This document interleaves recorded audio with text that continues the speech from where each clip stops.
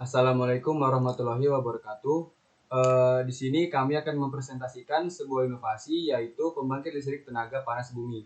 Di sini saya, Syafid Karomo Pamungkas, bersama teman-teman saya. Di sini ada Muhammad Arif, di sini ada Dendi Julio, dan satu lagi ada Bintang Karisma. Baik, di sini saya akan menjelaskan apa itu PLTP.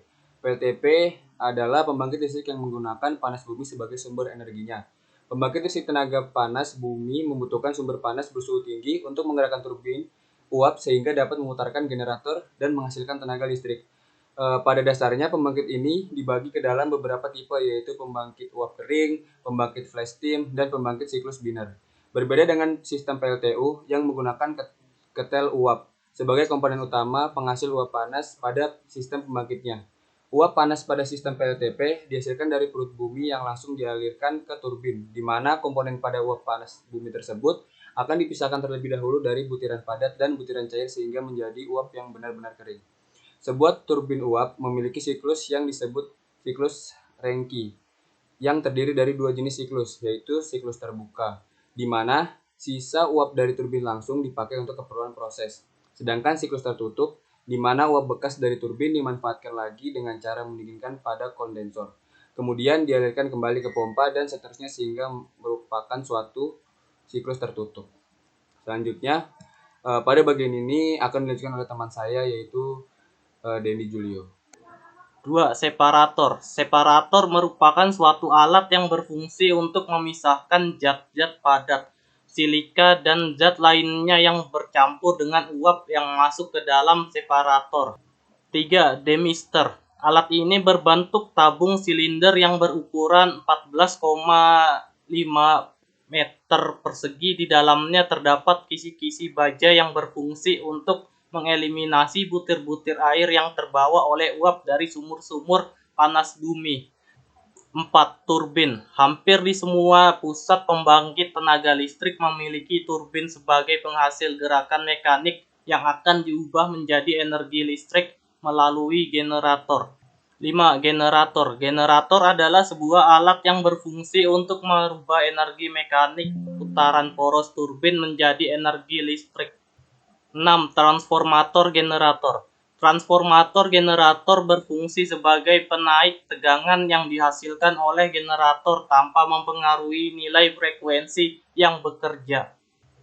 7. Switchyard. Switchyard adalah perangkat yang berfungsi sebagai pemutus dan penghubung aliran listrik yang berada di wilayah PLTP maupun aliran yang akan didistribusikan melalui sistem interkoneksi Jawa-Bali.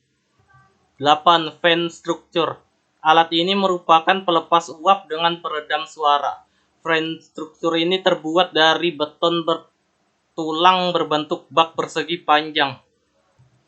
Bagian bawahnya disekat dan bagian atasnya diberi tumpukan batu agar pada saat pelepasan uap ke udara tidak mencemari lingkungan. 9. Kondensor. Kondensor adalah suatu alat untuk mengkondensasikan uap bekas dari turbin dengan kondisi tekanan yang hampa. 11. Main cooling water pump. Main cooling water pump atau MCWP adalah pompa pendingin utama yang berfungsi untuk memompakan air kondensasi dari kondensor ke cooling tower untuk kemudian didinginkan. 11. Cooling tower. Fungsi cooling tower adalah sebagai alat untuk mendinginkan air panas dari kondensor dengan cara dikontakkan langsung dengan udara secara konveksi paksa menggunakan fan atau kipas, atau konveksi secara natural dengan memanfaatkan aliran udara.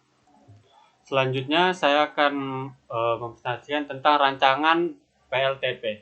Nah, di sini dapat seperti yang kita lihat ini adalah rancangan PLTP-nya. Jadi cara kerjanya itu yaitu pada prinsipnya PLTP itu merupakan pembangkit listrik tenaga panas bumi. Nah, seperti yang kita tahu biasanya pembangkit listrik tenaga uap itu pada umumnya uap yang digunakan bukan berasal dari boiler, tetapi uap yang berasal dari dapur dalam perut bumi. Lalu air disuntikan ke dalam perut bumi di mana terdapat sumber panas alami melalui injektor. Air akan mengalami pemanasan dan menjadi uap bertekanan dan keluar melalui sumber produksi. Selanjutnya, uap yang keluar masih mengandung air sehingga harus dilakukan pemisahan antara uap dan air pada separator. Lalu dari sini uap kering akan menuju turbin dan selanjutnya menjalankan generator untuk digunakan sebagai pembangkit listrik. Sedangkan airnya akan menuju kembali ke dalam injektor. Lalu setelah uap menyelesaikan tugasnya menggerakkan turbin, maka akan menuju kondensor untuk dijadikan air kembali. Air dari kondensor akan didinginkan pada tangki pendingin melalui sistem pendingin udara untuk selanjutnya air dapat diinjeksikan kembali pada sumur injeksi. Oke, selanjutnya topologi PLTP. Ini pada bagian ini akan dijelaskan oleh teman saya, yaitu Arik Dunda. Sekarang saya akan melanjutkan slide yaitu topologi PLTP. Jadi maksud topologi PLTP ini hubungan kenapa sih bisa terjadinya ada PLTP, yaitu pembangkit listrik tenaga panas bumi. Jadi di slide ini yang pertama ada panas bumi. Panas bumi ini merupakan sumber energi panas yang terkandung di dalam air panas, bisa uap, air, serta batuan besar mineral ikutan, dan gas lainnya yang secara genetik tidak dapat dipisahkan dalam suatu sistem panas bumi.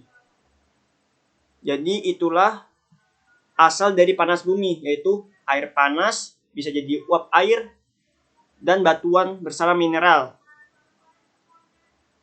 Lalu dari sini uap kering akan menuju turbin. Nah, turbin ada di bagian gambar nomor 2. Selanjutnya menjalankan generator untuk digunakan sebagai pembangkit listrik. Sedangkan airnya akan menuju kembali ke dalam injektor. Jadi di topologi PLTP ini memiliki 4 tahapan, 4 hubungan. Jadi topologi PLTP ini ibaratkan hubungan kenapa sih bisa terjadi adanya pembangkit listrik tenaga panas bumi. Selanjutnya ada fungsi PLTP. Jadi fungsi PLTP ini ada 3. Pengurangan emisi gas rumah kaca, menyediakan energi listrik ramah lingkungan, dan yang terakhir mengurangi beban anggaran yang harus dikeluarkan pemerintah untuk penyediaan batu bara dan diesel untuk pembangkit listrik.